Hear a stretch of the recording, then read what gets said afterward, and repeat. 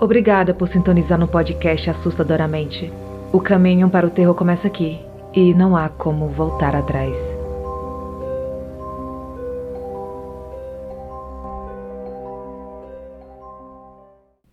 Essa é a minha história. Foi um episódio doloroso na minha vida, mas é algo que faz parte da minha existência. Eu estava casado fazia 4 anos. A vida não era perfeita, mas, ao lado da minha maravilhosa esposa, tudo parecia estar bem. O nome dela era Jaqueline. Tínhamos a nossa casa, um carro e um cachorro. Apesar do dinheiro não estar sobrando, nossas contas sempre eram pagas em dia. Estávamos pensando em ter filho, dar o próximo grande passo na nossa relação. Como sempre, para Jaqueline, tudo tinha que ser bem planejado e bem pensado. Então, depois de algumas contas feitas, decidimos que realmente estava na hora de tentarmos ter um filho. Então, ela resolveu fazer alguns exames médicos para ver como estava a saúde dela, para ver a melhor hora para engravidar. Tudo estava perfeito e nós fomos em frente. Pouco tempo depois, ela já estava grávida. Tudo estava indo muito bem no começo da gravidez, tudo de acordo com o planejado. A barriga dela ia crescendo com os meses, junto com a nossa felicidade. Mas com o tempo apareceram algumas complicações. Ela tinha problemas com a pressão e às vezes tinha sangramento. No final da gravidez foi que o pior aconteceu. Depois de um final de semana com dores no abdômen e alguns desmaios, ela entrou em trabalho de parto na segunda-feira à noite. Infelizmente, ela acabou falecendo durante o parto, mas o nosso bebê conseguiu nascer sem problemas, uma linda menininha. Apesar da felicidade que a nossa filha me trouxe, eu acabei entrando em depressão. A minha família e a dela tentavam ajudar do jeito que podiam, mas eu realmente estava sentindo muita falta da minha Jaqueline. O tempo passou e eu me fechei para o mundo, dedicando todo o meu tempo para a minha filha. Eu vivia e trabalhava por ela agora.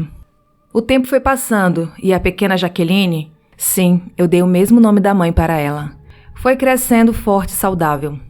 Mas eu sempre notei algo de estranho nela. Às vezes, eu a pegava rindo sozinha e encarando para um ponto na parede.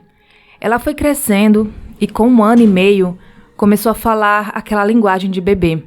Sempre que ela estava sozinha, ela falava muito. Ela também ficava correndo sozinha pelo apartamento, como se estivesse brincando de pega-pega. Eu sempre pensei que esse fosse o comportamento normal de uma criança saudável e estava contente com isso.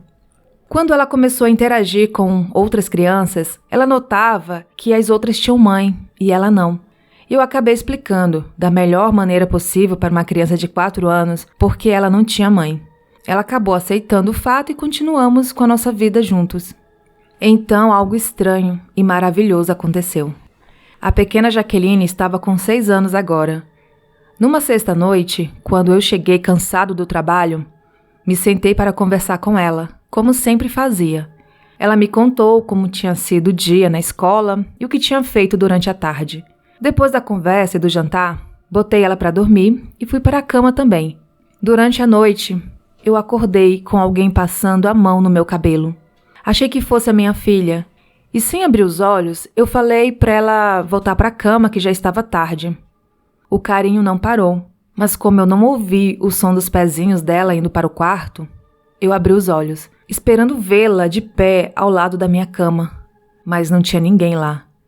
Eu me levantei e fui até o quarto dela, e ela estava dormindo profundamente. Voltei para minha cama e deitei para dormir de novo. Quando estava quase dormindo, eu senti um calor na mão, como se alguém a segurasse. Abri o olho assustado, mas não tinha ninguém. Quando eu mexi a mão, aquele calor sumiu. Eu achei que devia estar com muito sono, que já estava imaginando coisas. Então fechei os olhos, virei para o outro lado e dormi. A noite seguiu sem mais nada de estranho. E só acordei na manhã seguinte. Quando fui ao banheiro lavar o rosto, eu notei que a minha aliança não estava mais no meu dedo. Eu achei isso estranho, já que eu nunca tirei, e que com o tempo eu engordei um pouco e a aliança praticamente travou no meu dedo. Era realmente muito difícil tirá-la, e praticamente impossível ela escorregar para fora do meu dedo. Eu voltei para a cama e comecei a revirar o lençol e o cobertor, procurando por ela. Então a minha filha entrou no meu quarto e perguntou o que eu estava fazendo. Quando eu falei que eu estava procurando o meu anel, ela foi direto para o meu criado mudo e perguntou: "É esse aqui?", segurando a minha aliança. Quando eu olhei ela segurando aquela aliança, eu senti um frio subindo a minha espinha. Como ela tinha ido parar lá? Então eu notei que ela estava em frente a uma foto da Jaqueline, a minha esposa. Nesse momento eu lembrei do carinho na noite anterior e do calor na minha mão, e os meus olhos se encheram de lágrimas. Então eu decidi tudo. Era hora de seguir em frente. A minha amada Jaqueline tinha vindo me fazer uma visita, para me mostrar que já estava mais do que na hora de voltar a viver. Depois disso, eu guardei a aliança e resolvi que já estava na hora de arrumar uma mãe para minha querida e amada filha. Pouco tempo depois, eu acabei conhecendo a professora da escola dela, que ela insistia tanto para que eu conhecesse, não sei porquê, e acabei me apaixonando por ela e ela por mim.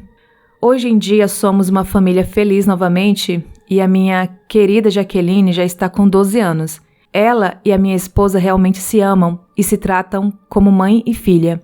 Eu não sou muito de acreditar em fantasmas, mas eu acredito que a minha falecida esposa teve muito a ver com tudo isso. E depois de muito procurar, acabou achando alguém que seria capaz de me amar e amar a nossa filha. Até hoje, eu acredito que foi ela que fez a minha filha insistir tanto para que eu conhecesse a professora dela. Esse é um relato do Casa Fantasma e foi enviado pelo Leonardo, de São Paulo.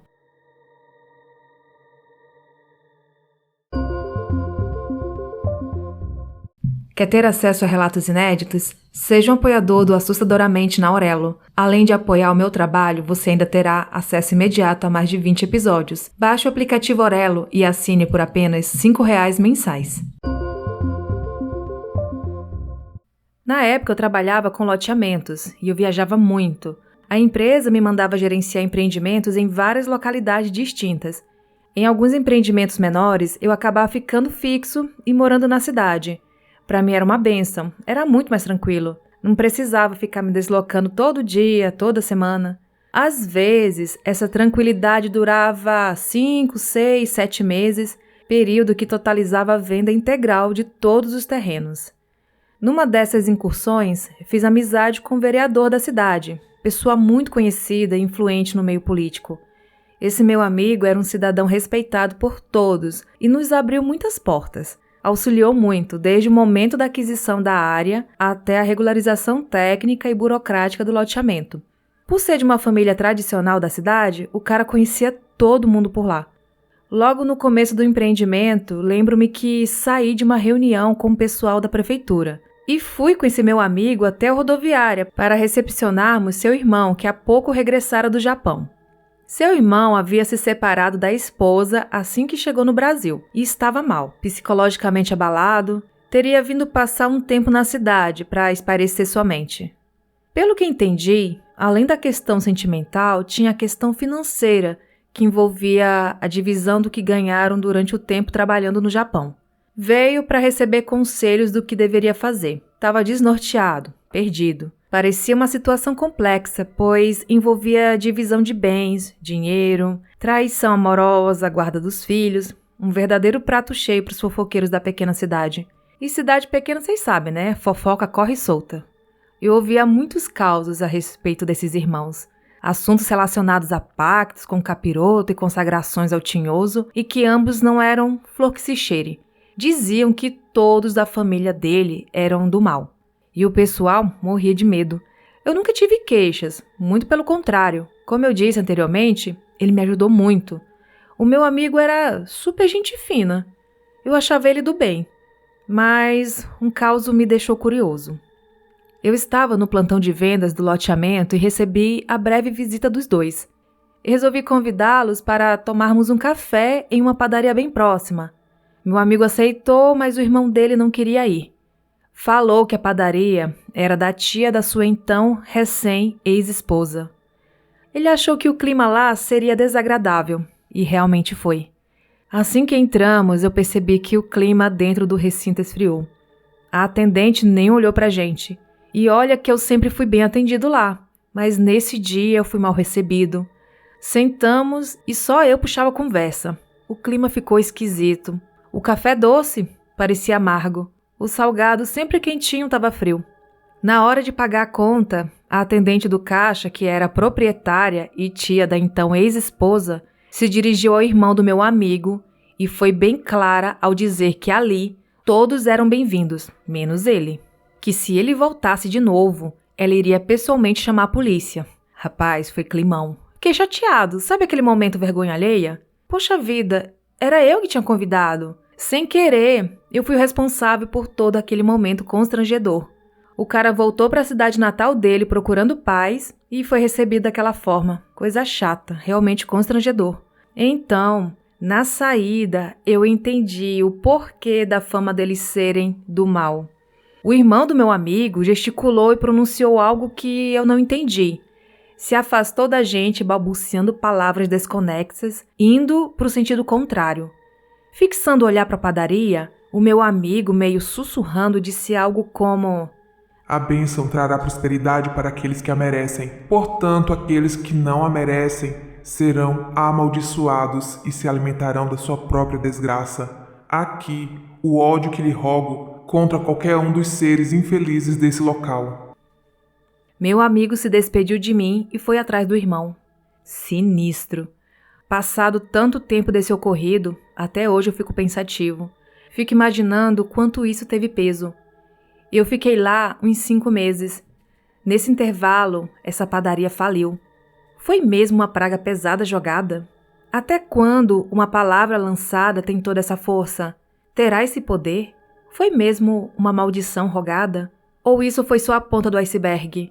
Dizem que o oculto carrega muitos mistérios. Muitos. E eu é que não quero saber. E essa dúvida é que me fascina. Bom, gente, esse relato é de uma pessoa que pediu para não ser identificada. Muito obrigada por me autorizar a contar sua história aqui. Você tem alguma história sobrenatural para contar? Então envie seu relato para o e-mail assustadoramente@outlook.com ou envie através de áudio pelo Telegram. Siga as redes sociais do podcast. Os links estão na descrição do episódio.